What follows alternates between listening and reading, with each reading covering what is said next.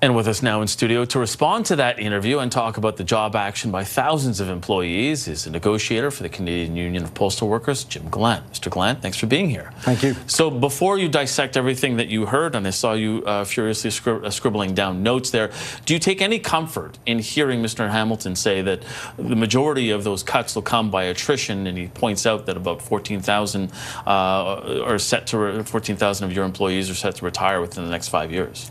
Well, I'm sure that anybody listening to Mr. Hamilton, when he says he'll be thoughtful or the corporation will be thoughtful, it probably brings laughter into their life. But 14,000 may retire. They don't have to retire. They may not be able to retire with this kind of economy. You know, it's a guess at the most. And he didn't commit to you or to us that that's what's going to happen. He said, we'll lean on it, whatever that means. Right. What do you say to Canadians right now that are seeing all of your members out there, or a great number of your members, and they're saying to themselves, why are they on strike again?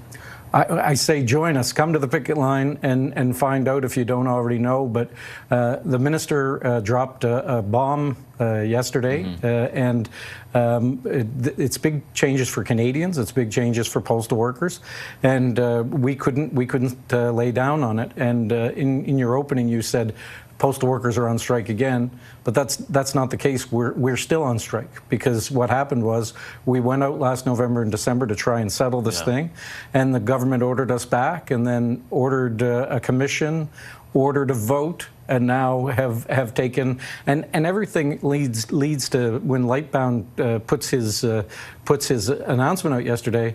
You could take Canada Post's press statements from November and December last year, and he gave them exactly what they wanted. It's their Christmas list, right? Yeah. But your latest offer, as Mr. Hamilton had said, and Canada Post is saying, would add $2.8 billion to new costs over the next 4 years. It includes 4 more personal days when you already had 13, plus the statutory holidays and 7 weeks of vacation, according to them. Do you think that most Canadians will look at that and believe that that's a reasonable ask? The vacation time is something that they use as a buzzword, so I'll leave that one alone. It's something I think you and I have talked about. We took vacation leave instead of getting bigger raises way back when. That's something that's been in the collective agreement for years.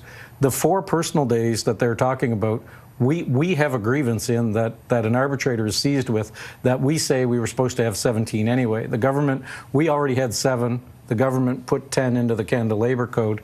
If you add 7 and 10, do you get 13? That was Canada Post math. So those are things that the minister could have taken care of when he dropped his bomb, but he didn't take care of.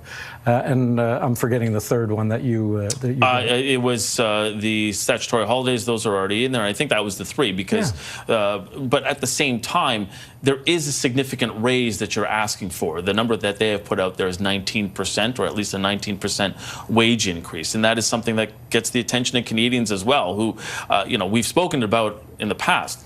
Every Canadian would love a 19% wage increase, but in this economy, that's not something that everybody's going to get. So it's over 4 years, right? And the 2 previous years we signed an extension during COVID, so there wouldn't be any upheaval during the pandemic. And we took 2 and 2 during the pandemic. And during the pandemic, the inflation rate on those 2 years was 6.5 and 4, or 4.5. So you end up with we're trying to make up for, and the corporation agreed when we signed that extension that we were going to take care of it when the new collective agreement came in. So 19% over 4 years. When you think that we lost probably 6 or 7% back in those 2 years of extension, it's not a big number. But a lot of Canadians did at the same time, but they're not getting that kind of recoup that you're asking for right now. And I think a lot of Canadians will look at this and the financial situation that we're seeing Canada Post in right now. And people are trying to square that circle. In a sense, Canadians may ask, how can you ask for so much when so little is coming into Canada Post and it is doing so badly? And I'm gonna laugh a little, but the minister was very clear, and he piled up all the sandbags too. He said, you know, they're losing $10 million a day. They lost $400 million in the second quarter. all the negative stuff gets piled up. But the thing is that we are in a legal strike position, and we've been since November and December. And customers are staying away because of that, some of them. And they're using foreign entities, you know, the FedExes and the UPSs of the world. And when we get a contract, they will be back. And they say it on their websites. We're waiting for Canada Post to be back. But are you sure about that? And the only reason I say that is because when people get used to using something else, they may not come back to Canada Post if they can't believe that it's reliable. We've heard this from small businesses who look at this and say, I have to take my business elsewhere because I can't rely on Canada Post. We're the best price in town. That's why they'll come back. And we're the best service in town. And that's something the minister is taking and getting rid of. And that will be the problem down the road.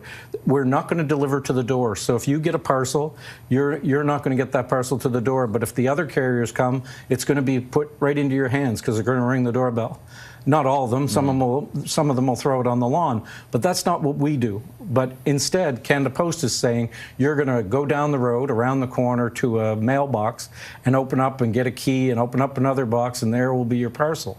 Some people in Canada have to drive kilometers to do that. We're not in favor of that, and that's not what customers want. And it's not what Canada Post management wants. It's not necessarily what we want, and it's not necessarily what the government wants. What do the public want? And that's why we want the public to get involved. And you asked earlier, what should the public be thinking? The public should be thinking the government is trying to take away a public service. And that's what we need. And we do that work every day. And the Doug Ettingers of the world, the CEO, and the John Hamiltons, who's been there for a decade, those people haven't been there for a career. I've been there for 37 years of my life, and that's what me and all the other postal workers want to do, serve Canadians. And we do not want to be on picket lines, but we're forced there by governments and managers that do this. When you consider where we are right now and what's facing workers at this moment, is there any part of the union that looks back a few months to that first work stoppage or the first time you guys went on strike and went, maybe the deal that we had on the table then would have been a little bit better because we wouldn't be in this situation where they're making these major upheavals and these major changes to Canada Post? There was no deal at that time. That's the problem. They waited until after we took a strike vote to even start negotiating, and then they put us out on strike, they leave us go, and then 5 months later, 6 months later, then they go, this is our final and best offer. Why didn't they say there was a final and best offer in November or December and not have a strike at all? They want it to be right where we're sitting today, and everything points to it, and the government is complicit with it, and we need Canadians to come out and fight for their post office.